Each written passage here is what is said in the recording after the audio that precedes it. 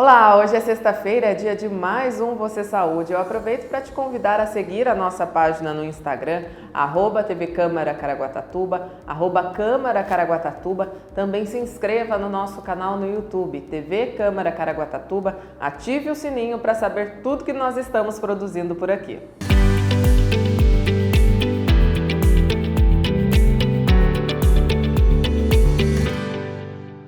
O nosso tema de hoje é o câncer de próstata e a campanha Novembro Azul, que tem por objetivo a conscientização e a prevenção da doença.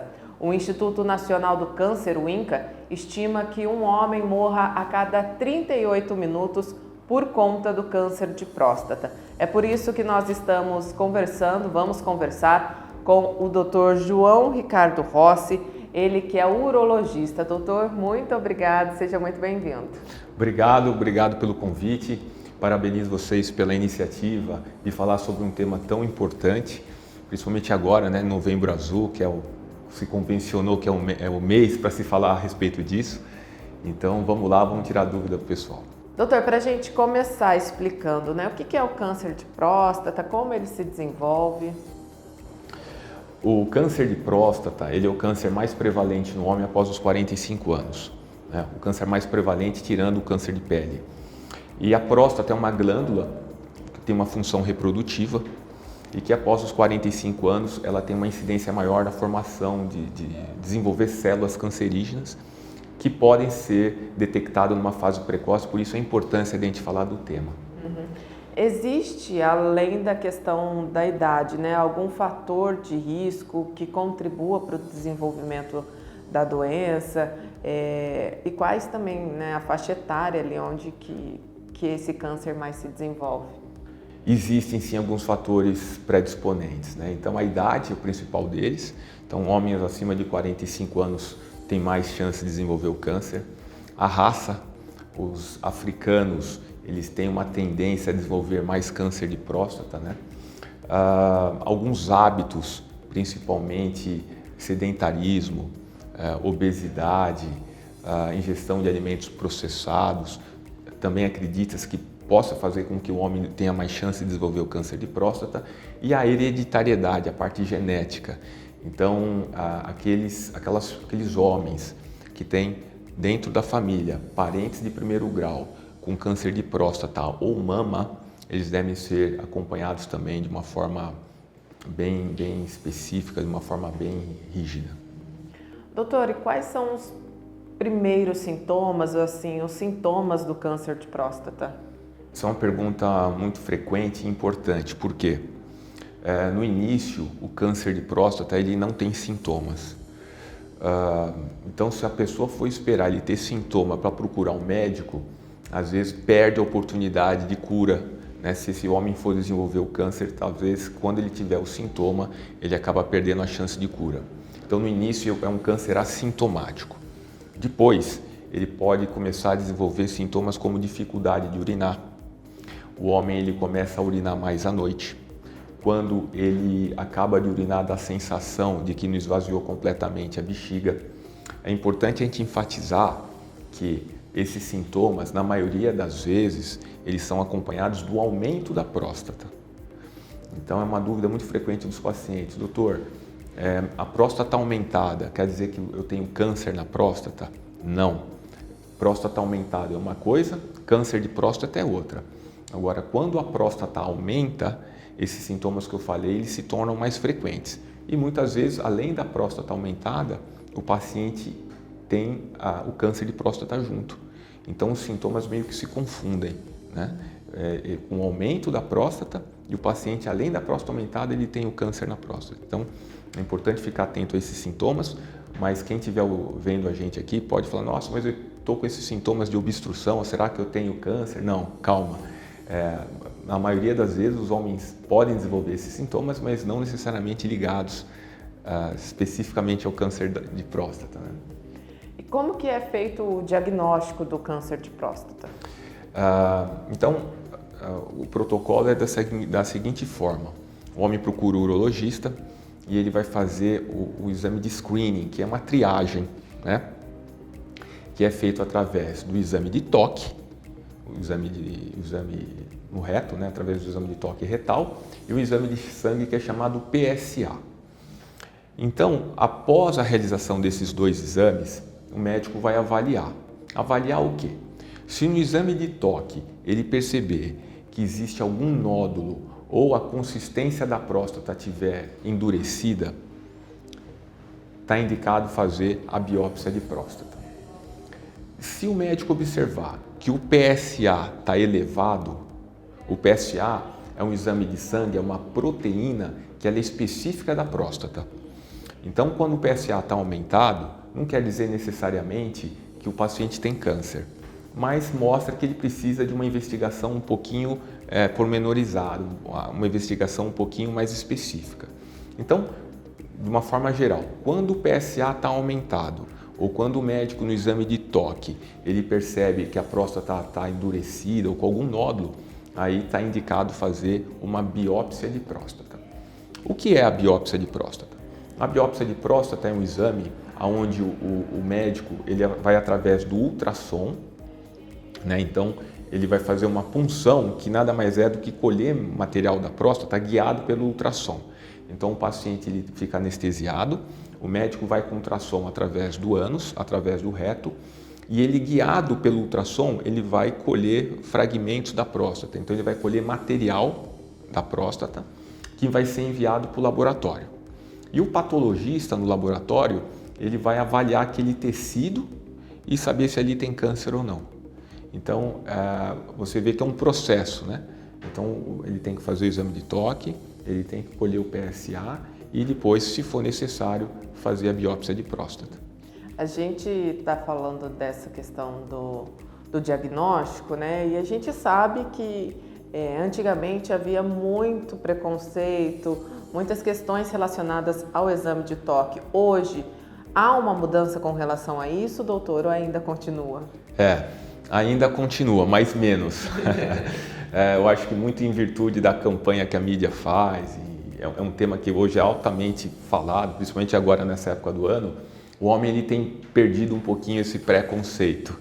E o que ajuda muito são as mulheres, né? Porque normalmente o homem ele vai buscar o urologista porque a mulher marcou, porque o filho marcou, né? Então isso também tem ajudado muito e esses homens têm chegado no consultório do urologista com um pouco menos de preconceito, né? E a geração mais antiga também tem um pouquinho mais de preconceito, né? Então aquelas pessoas de mais idade e tal, eles acabam vindo, mas muitas vezes acaba vindo arrastado pela família, né? Mas hoje tem melhorado bastante, sim, essa visão sobre o exame de toque. O senhor falou que a campanha Novembro Azul, né, que agora a gente vai entrar um pouquinho no assunto, ajuda a quebrar esse preconceito, mas além disso também, qual que é a importância dessa campanha, doutor?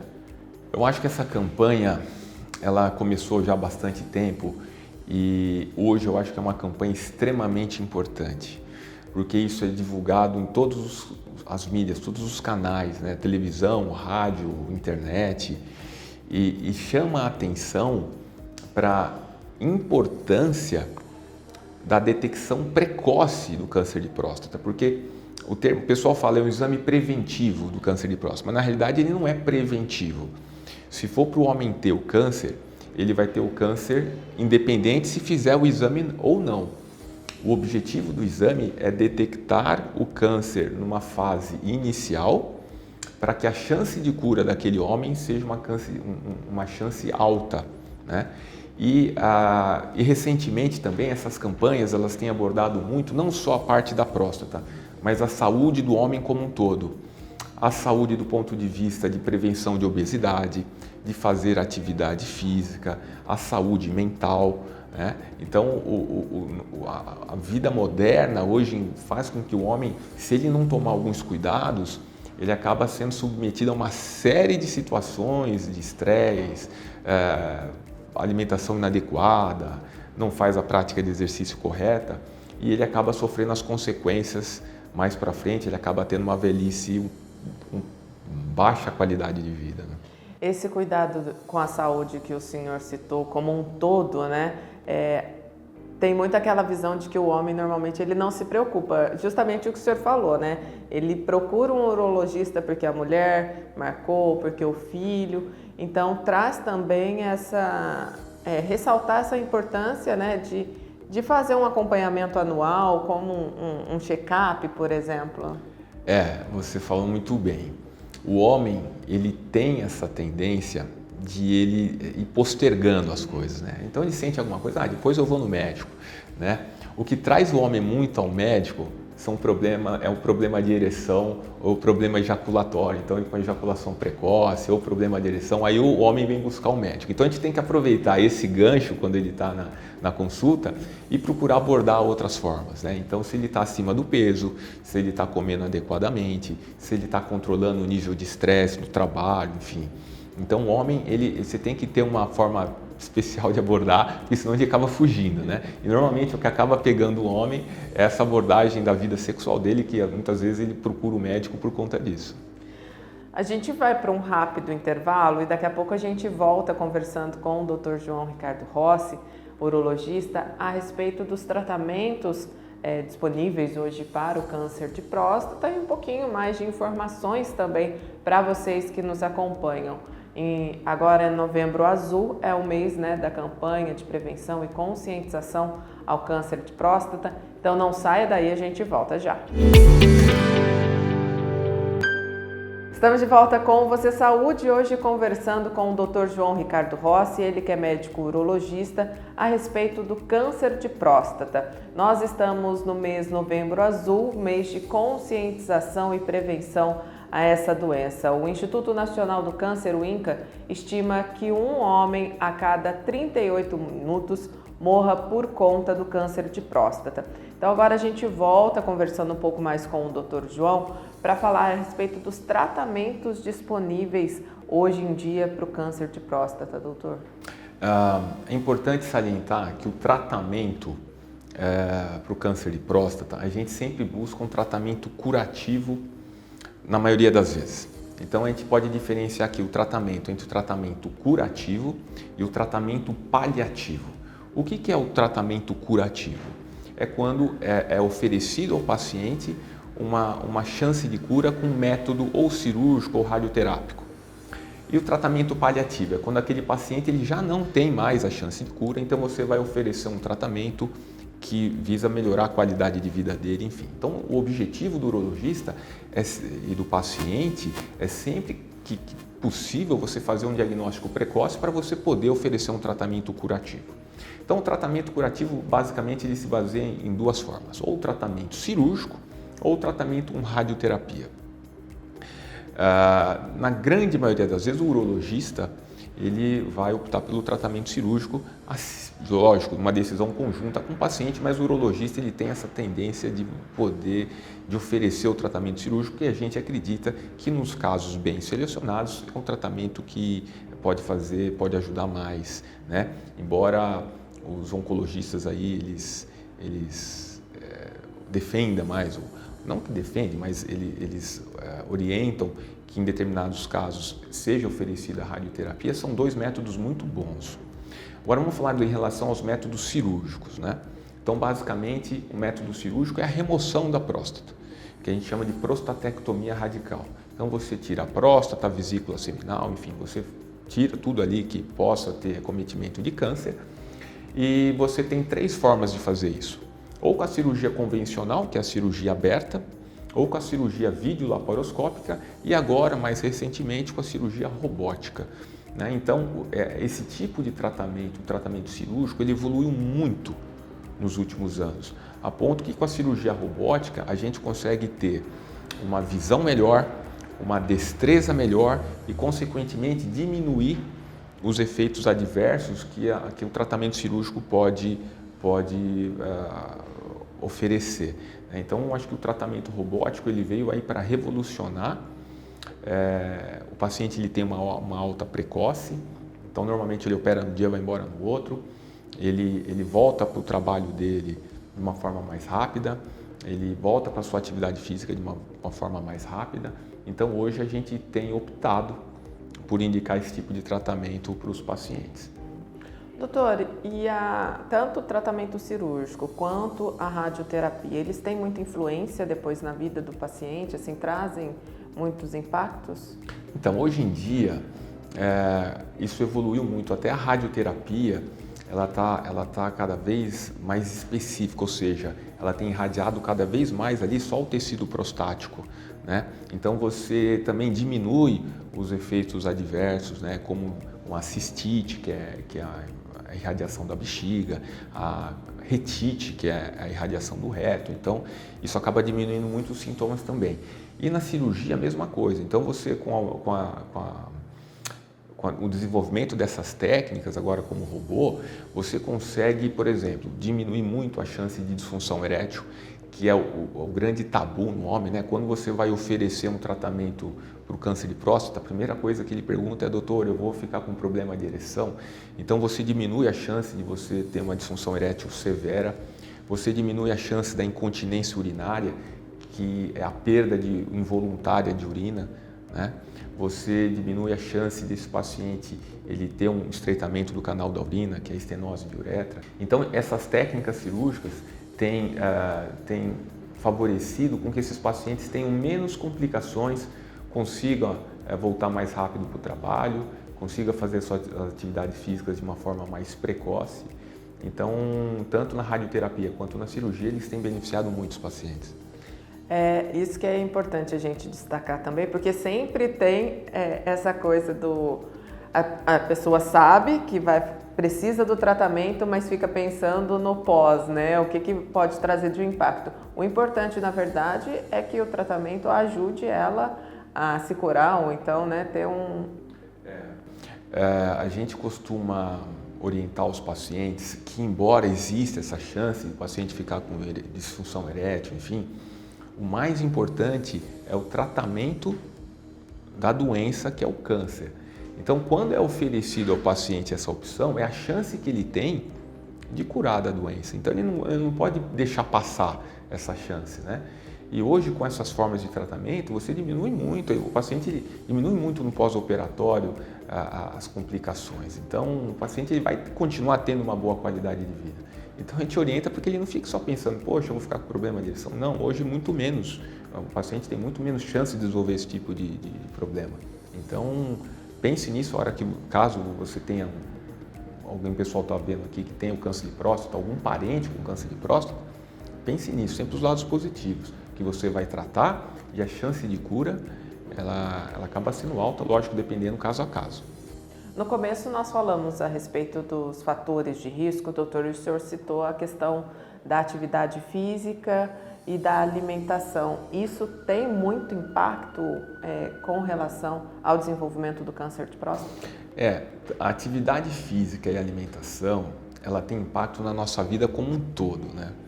Então, tanto é que a obesidade e a alimentação inadequada, ela influencia não só o câncer de próstata, mas outros tipos de câncer também, né? Então, eu acho que é um tema que a gente tem que sempre levar em conta e levar para o paciente isso. Os pacientes, hoje, o homem, né, ele tem vivido mais. E ele tem que viver mais e melhor, uma qualidade de vida melhor. Então, se ele não tiver uma alimentação adequada, se você não tiver a prática de atividade física regular, muito provavelmente você vai viver mais, só que pior, né? Então, você vai ter maior chance de infarto, você vai ter maior chance de derrame, você vai ter maior chance de disfunção erétil, né? Você não vai poder aproveitar esse tempo de vida maior com uma qualidade melhor. Então, lógico, ele influencia na formação, no desenvolvimento do câncer de próstata, só que a ideia é chamar a atenção que se ele não tiver esses hábitos, ele vai ter um problema para a vida dele de uma forma que ele não vai poder viver com qualidade de vida, né?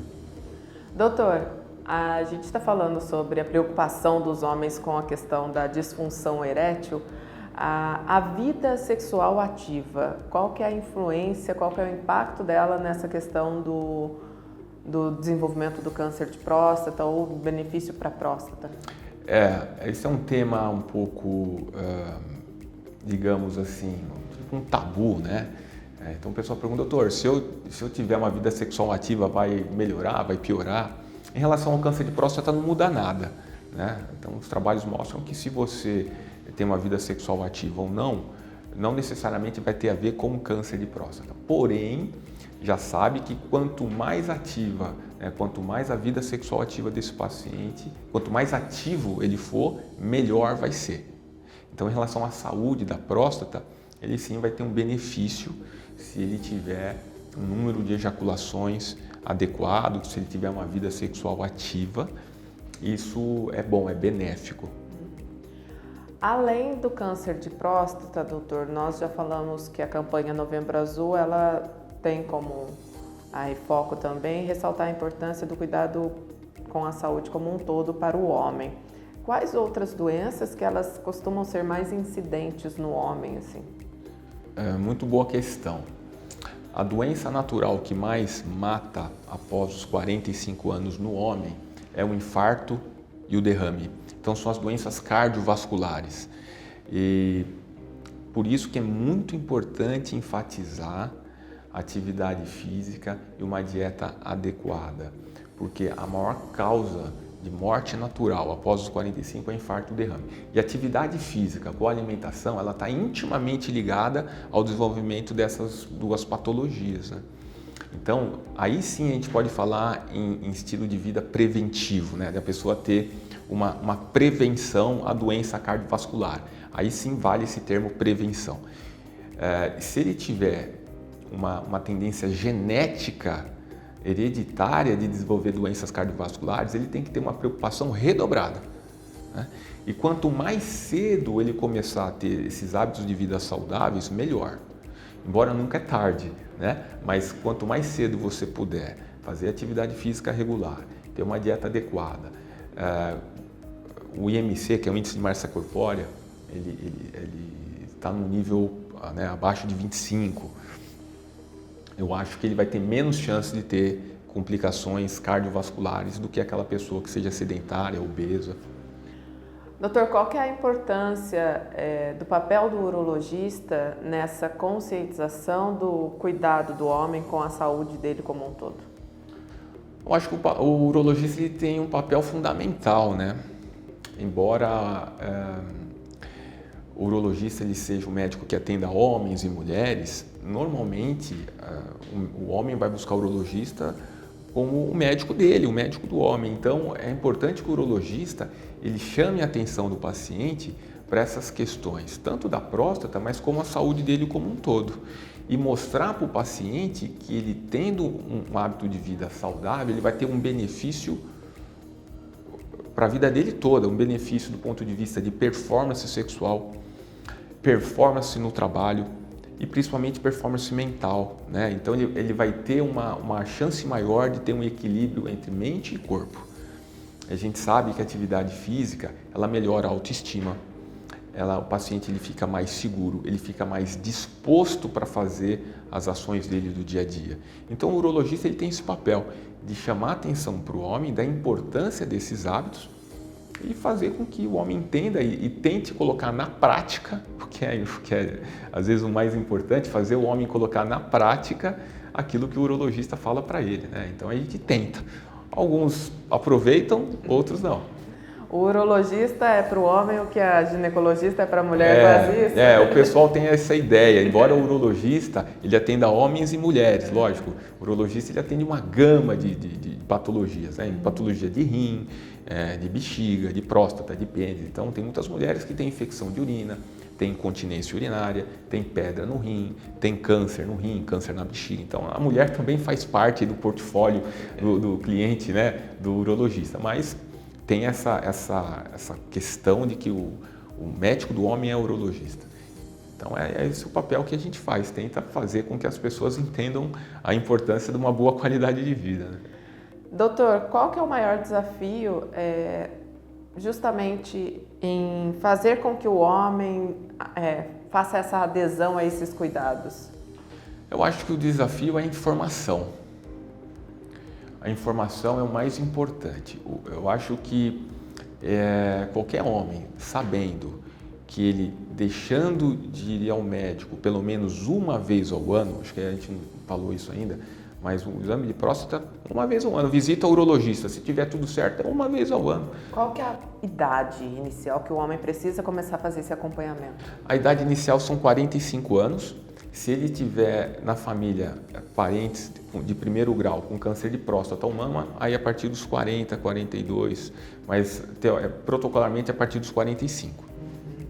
Doutor, eu queria que o senhor deixasse um recado para o pessoal, né, que está em casa a respeito da importância, né, de fazer adesão, principalmente os homens, a essas questões que são trazidas agora com mais ênfase no Novembro Azul, mas que, como o senhor disse, pelo menos uma vez por ano o homem precisa ter esse cuidado com a saúde. A mensagem que eu quero deixar é que o homem se conscientize de que a disciplina é muito importante, a disciplina de procurar o urologista pelo menos uma vez ao ano, a disciplina de você ter uma atividade física saudável, a disciplina de você ter uma alimentação saudável para que você tenha um equilíbrio entre mente e corpo, né? Então, eu acho que essa é a mensagem. Novembro Azul, é uma oportunidade onde a pessoal, essa informação, ela consegue se dissipar de uma forma mais ampla, mas é um cuidado que a pessoa tem que ter durante o ano inteiro, né? Então, mas eu acho que em novembro, pelo menos muitos homens, eles começam a pensar no assunto por conta dessa divulgação. Então, eu acho que é informação. Quanto mais informação você tiver, eu acho que ele vai ter esse hábito de procurar o urologista pelo menos uma vez ao ano. Dr. João Ricardo Rossi, nós agradecemos a presença do senhor aqui e por trazer esses esclarecimentos tão importantes para nós. Eu que agradeço o convite, parabenizo a TV Câmara pela iniciativa e espero que essas informações a gente consiga fazer com que as pessoas, com que os homens, aqueles que já fazem os exames, que continuem fazendo, e aqueles que não fazem, começar aí a jornada urológica, digamos assim. Muito obrigada, doutor. Agradeço também a vocês que estiveram conosco até aqui. O Você Saúde termina agora, mas nós estamos de volta na próxima sexta-feira com muito mais informações. Não esqueça, siga a nossa página no Instagram, @TV Câmara Caraguatatuba, @Câmara Caraguatatuba. Também se inscreva no nosso canal no YouTube, TV Câmara Caraguatatuba. Ative o sininho para ficar sabendo tudo que nós estamos produzindo por aqui. A gente se encontra na próxima semana. Um grande abraço.